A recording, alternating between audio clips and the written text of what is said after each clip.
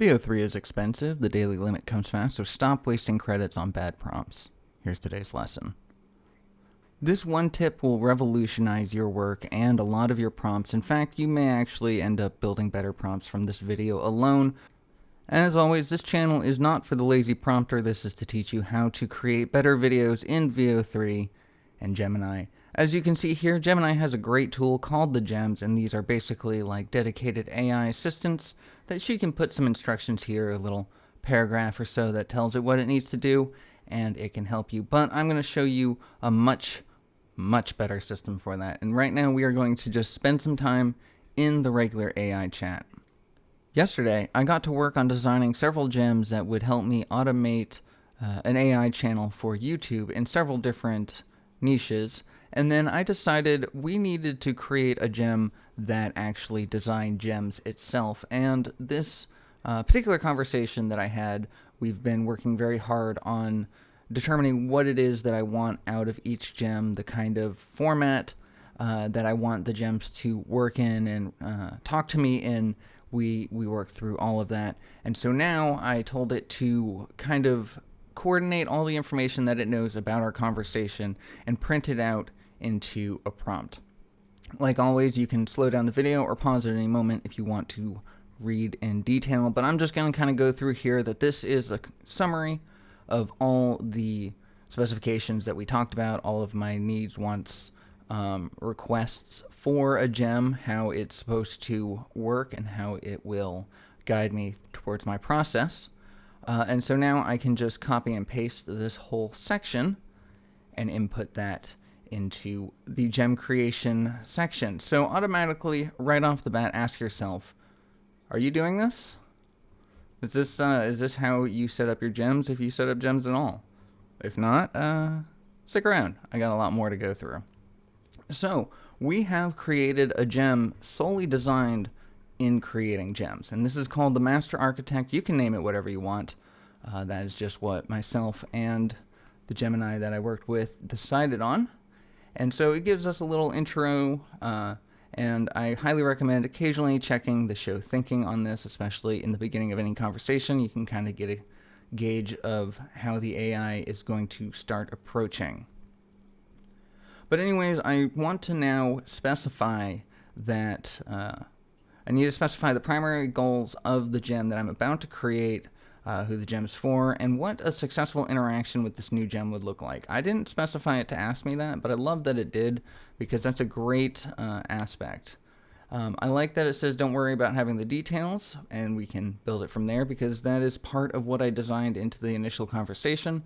I don't like when AI gives me a whole laundry list of questions that I have to then create a novel to answer. So I asked it to give me step-by-step instructions on how to build, and we can work, step by step. So I determined here that this gem is solely to guide the prompts made by myself and other gems, and to translate it for maximum interpretation by the VO3 AI. This is an important point to notice, because VO3 AI has particular language that it likes more than others. And by using Gemini, you can kind of leverage the fact that AI understands AI. And because of the fact that these are two Google products, it will be able to help you understand the best way to format your prompts in a way that VO3 can understand. So that is why we make these gems with these dedicated roles, because this gem is going to be a specialist, a prompt translator, and optimizer specifically designed for VO3. You could set this gem up to design it for VO2 or for any other AI software you want. Honestly, this tip is a little bit universal as long as you have Gemini.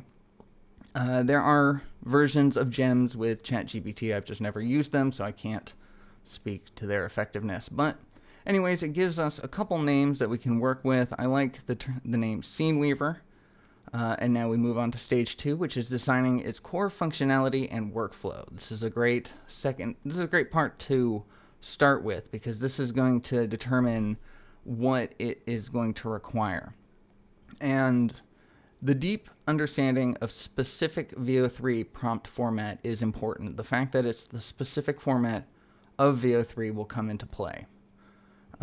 We need to define this format with absolute clarity, which means that we need to come up with a system that we can plug in the different pieces over and over again for various different,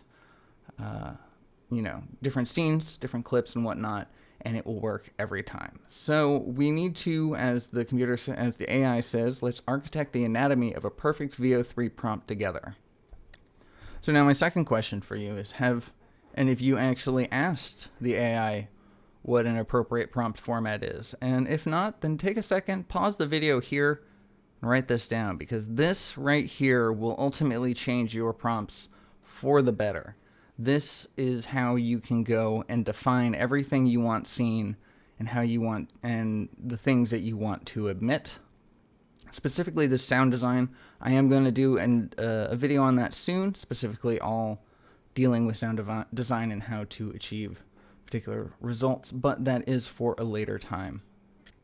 This is an important aspect that I added into the GEM's design, and that is the Master Architect's Insight, or whatever name you choose for it, the insight of that AI in the gem making process.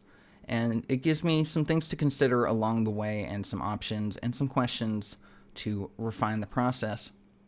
This one is asking if something is vague, should it clarify or should it interpret the details itself? And this one is, if there's nothing in the audio, should it keep the format just saying none, or to omit it entirely? And I decided to omit it entirely just because, in case having the part of the prompt that says audio none may cause the prompt to vocally say audio none. And so we don't want that. So we're going to have it just automatically omit it. And then second, we asked it to ask us for clarification if something is too vague. Now it asks what kind of interaction style and tone it wants us. This one is less important, but I enjoy it because dealing with AI can get a little repetitive, monotonous, either way. Sometimes you just need a little bit different personality with it to differentiate, the assistant that you're talking to. I like the idea of an efficient assistant. However, technical expert is what I went with, as it will be handling important and complex aspects of prompting. I also included the fact that I would like to have it explain the process as we go along and point out things that can teach me better prompting techniques moving forward. Include this in every single gem design. You want it teaching you. You want it to take a second and say, hey, you wrote this sentence, but it could be a little bit better. It could be understood a little more clearly if you put this. As this example here, it says, I see you described a nighttime scene, and then it gives us some words that we can use to specify which type of lighting, moonlit, neon, drench. I'm not even going to attempt to pronounce that, but by giving it the instructive feedback principle, we ensure that we can constantly define and refine our vision. Next is specifying the knowledge constraints and special conditions. This is essentially like its mental library. This is what you build it to know from the get-go every single time. A glossary of terms is important. Things like dolly zoom, rack focus, different lighting, words and terminology could be important. Art styles, this is where we start to get a little controversial. I will talk about this in just a few seconds because it points out another thing that I don't exactly agree with. But moving on, it does the best practices for VO3, if it knows any specific rules or hacks for VO3, as opposed to does it handle negative prompts? That is a question that I would actually like to know. All of this insider knowledge we are building into the gem. And here we go again. Artist and director styles, a list of famous directors. Yeah, we can't have that. So we're just going to move on, read the rest of what it gave us, because it did give us a laundry list. The limitations and boundaries are often the same, ethical guardrails. It's not going to generate anything involving harmful, unethical, or explicit content. Handling nonsense, if you give it some nonsense, it's not going to, reciprocate. And scope limitations, whether or not what you're asking even falls within their purpose. And if, you're asking them to write poetry, it's just going to be like, well, no, I'm all right. So I go to respond and I say, for number one, that sounds interesting, but I don't want to copy any of these people's work. It's okay if the scene weaver understands who they are, but I don't need them trying to recreate the work, but rather work together with me to produce our own. And now the language here is a little important. I just want to point out a little bit. When you're trying to build your own work, you need to specify that it is indeed your own. You specify that you work with me, the user, but I like to include our when we create the thing together with the AI. It gives the AI a sense of purpose with it and connection to it. I was glad to see that it understood what I meant on a very base level, that the goal is inspiration, not imitation, that they can instruct the scene weaver to use its knowledge of artists and directors, but not to copy, but to explain the techniques, to, what is it about this particular scene or this particular style that lends to it being in an interesting way, because I would like to learn that. I would like to learn film theory and all that, and if I have the ability to, I would like that to be part of this gem, that they, as you see here, offer that technique as a tool to create our original work, while still maintaining the fact that other artists retain their styles. Moving on, stage 5, detailing output requirements. This is the most important part of your gem, because once you decide on everything, you're like, great, all of that sounds good, I am ready to go. It needs to format it. The formatting is important. How many of you are writing your prompts in VO3 as a small paragraph talking about what happens, who's in there, and what sounds are made? Yeah, it'll work. You'll get some clips. It may be reliable sometimes. The people who can write better words will probably have better results from it. But you know what AI likes? Code blocks. So here is one of the options that the gem can deliver the final prompt to you in, is this code block. A very simple description, shows the camera movement, shows what kind of style it is, quality standards, all that, which is nice. But I also know, as most of us know, that the AI does love words. It loves prose. It loves language. It loves the way that people write. If you can make something descriptive and beautiful, it can work with it. So I want to ask it to produce both. I would like to, that way I can compare which version will be better for me and which version is more understandable. I'll show you the comparison between those two styles in tomorrow's episode, because I have a project that will be utilizing both these two gems in coordination to create a scene, and I am excited to show you that tomorrow. If you just can't wait, you have deeper questions, want one-on-one consultation, or just want the entire system within the next hour, hit me up. My email's in the description. Moving on, we now see that we have an example for the descriptive paragraph. This long line of code. It gives an example of what it would deliver for us. One thing I say that before we finalize it, it must know Google VO's capabilities, because as we see here, it says photorealistic 8K video. VO3 doesn't have that capability.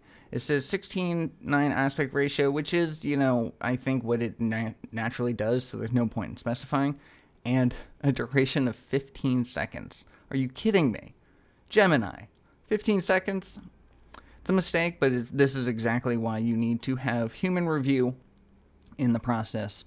Otherwise, you may be pretty sad with the outcome that you create. So I say that one thing we need to do before we finalize is make it clear. I specify Google this time. As you notice, I've just been saying VO3, but this is a little bit of a scolding here, because I feel like it needs to specifically know, hey, in case there's a question, we're talking about this program here.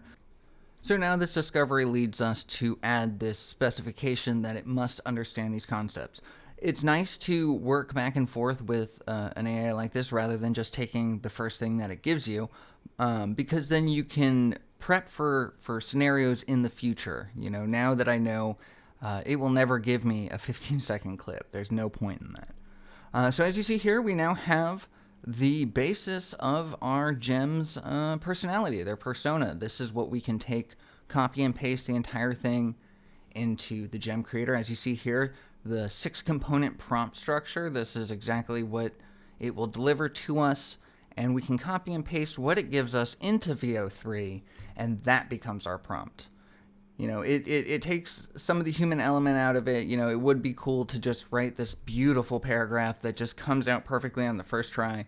But if we could do that, there would be no need for courses like this. So, continuing on, we are now going to look at the second gem of today's video, and I realized that this gem that we just created may be a little bit overqualified.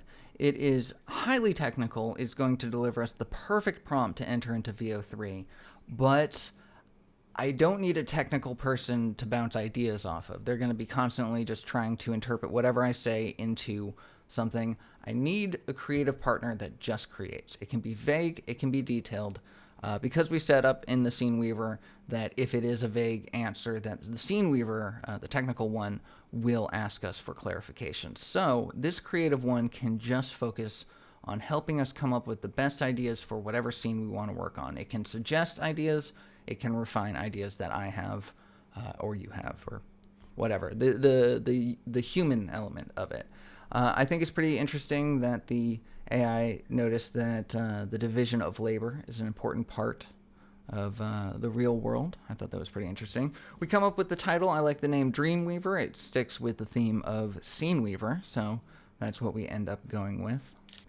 So now as we look here, the workflow is a lot more simplified. It's not meant to be so technical. It's just meant to bounce some ideas off of. So it is going to deliver us 3 different ideas, 3 different examples based off of whatever theme we give it. If we tell it like, oh, I want to work on this idea, or I have this specific, idea in mind. So it is going to take whatever input that we give, whether it's a vague thing like I'm feeling cyberpunk noir vibe, something peaceful, or give me some ideas involving a mysterious clock. We can even tell it, hey, I have this idea for a scene, this, and this, put it together, and it will work with it. It doesn't matter what the input is, it's willing to be creatively flexible. So, and again, this doesn't need to be perfect. It doesn't need to be VO3 specific. However, we did need it to work well with the Scene Weaver, so I'll show you how we integrate that soon. But this all looks good. The process, using the built-in knowledge of VO3's limitation, every idea that it's going to generate is going to adhere to that, so it's not going to start presenting wild ideas that don't even fit, that you have to then go back and be like, oh, we can't work with that. It's going to start with what we can work with. And then, output is going to present 3 distinct ideas. Each idea will be a short, evocative paragraph, not a technical prompt, but the creative seed containing the core elements that the Scene Weaver would need to begin its work. It's really interesting how the language is developed, and by working through this and talking with the AI, it actually teaches you better ways that you can phrase things, better ways that you can word stuff to get your desired outcome. So here's its examples. It gives me 3. You can pause the screen here to read them all. The idea that I want to go with is the dandelion in the wind. And so this is when I think of something, and I say, can you add a parameter that includes a single sentence after each idea written from the Dreamweaver to the user, that's the important part, that can give an idea on how the Dreamweaver may go and expand on it if it was selected. So now, the important parts here is that the point of view is the Dreamweaver is talking directly to us, and I want it to tell us how it specifically would go about if I were to just say, hey, expand on that, what it would do. So I give it this example here that for Dandelion in the Wind, it could give me an audio cue, maybe the sound of someone's mother calling in the distance or the sound of fireworks happening, something that can go along with the visual scene of a child blowing on a dandelion.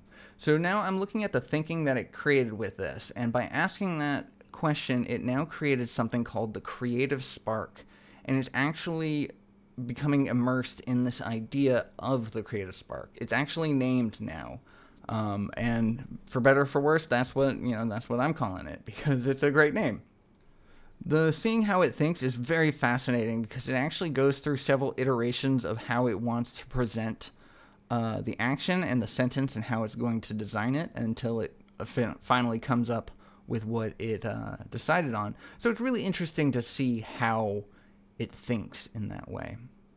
But as you see here, you can pause again. Each of the scenarios now have a creative spark to it. The frost forms a faint momentary outline of a word. For the dandelion in the wind, it added the exact creative spark that I suggested. And for ink and water, it suggested another second drop like gold or crimson that dramatically interacts with the black ink. I thought that was pretty cool. That's a pretty cool visual. I wouldn't have thought of that. So it's nice to see it work as an example. So then I give it a little bit of reinforcement. You always gather more flies with honey than vinegar. I don't know why you want flies, but let's just be kind to everybody, regardless of their people or AIs. Doesn't hurt to be kind. Anyway, stage 3 is the style and tone. This is kind of like the persona in the other one, but it points out here we don't need it to be technical like the other one. It can be fluid and inspiring. So it gives it a couple different options, and this will determine how the gem responds to you, how it talks to you, how it phrases its sentence. The poetic muse, is speaks in a very poetic way, which could be fun, but could get old.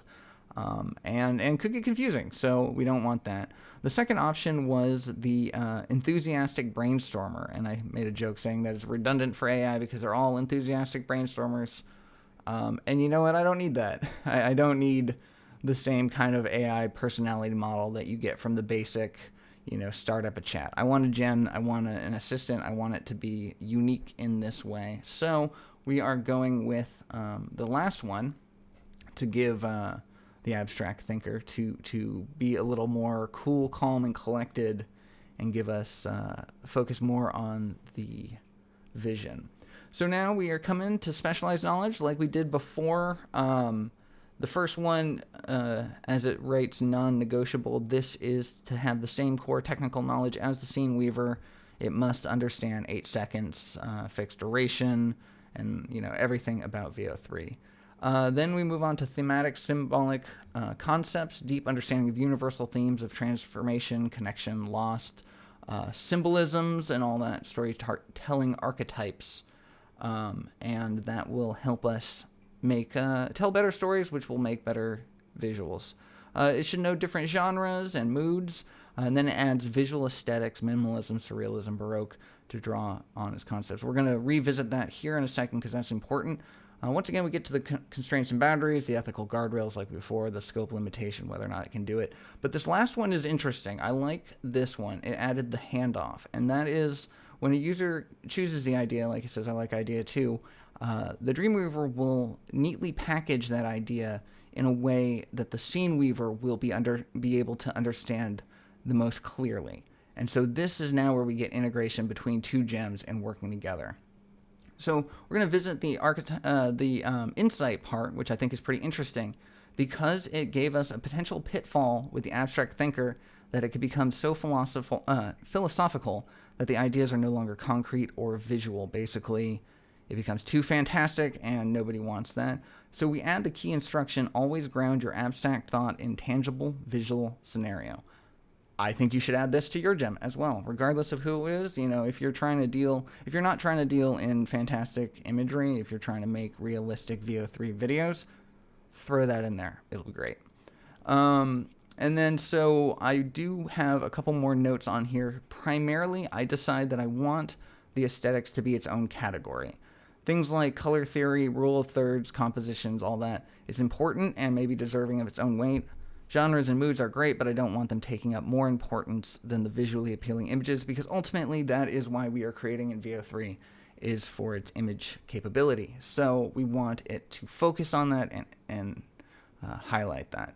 And then secondly, I like the idea of the handoff, but I don't want it to just constantly be suggesting, every time I say, oh, I like that, I don't want it to think we're done. So I give it a command that only when we're ready, when I say, yes, we're ready to hand off, let's go ahead and do it. I make a little joke here because I do like that they said always ground them. So I say, I don't know if you know the nuance of meanings like chef's kiss, but that was, it was good. And I go in here to the thinking, and it had absolutely not a single thought about chef's kiss, not a single one. And so it just said, first, I'm glad the grounding principle was a chef's kiss edition. So, it's not perfect, but Anyways, moving on. So it shows the refinements here. It understands the concepts of it, and we move back on to stage 5, detailing output requirements. Once again, like I mentioned, the most important part. So this is a little bit different than what we saw before. Obviously, there's no code. It says we know what it will say, but not how it says, and that is the matter for clarity and usability. So as you see here, it gives a couple different suggestions, and then it wants to know how we are going to handle the handoff package. It does suggest a line of code, and that is because lines of codes are always pretty good. However, when dealing with VO3, it's not just code that can work, it's also words. Paragraphs, prose, exactly what we are familiar with, what most people are doing already. They're just writing in the box. So it finishes up by summarizing kind of what we did and how everything is complete. I like the fact that we focused together and made the whole goal of this gem to work with another gem that we created. And by using this master architect gem maker gem, well, redundant there, but by using this particular gem, it knows what both the Dreamweaver and the Scene Weaver are, and it can seamlessly integrate the two personas in a way that makes them work together. So as you see here, it is the core mission. We're going to copy all this, but if you notice, you is heavily present here. You are the Dreamweaver, your singular purpose. You are not technical formatter, and that is because when you are creating a gem, you are not saying this gem is, or, I would like that. You are telling the gem who it is, what its goals are, and why.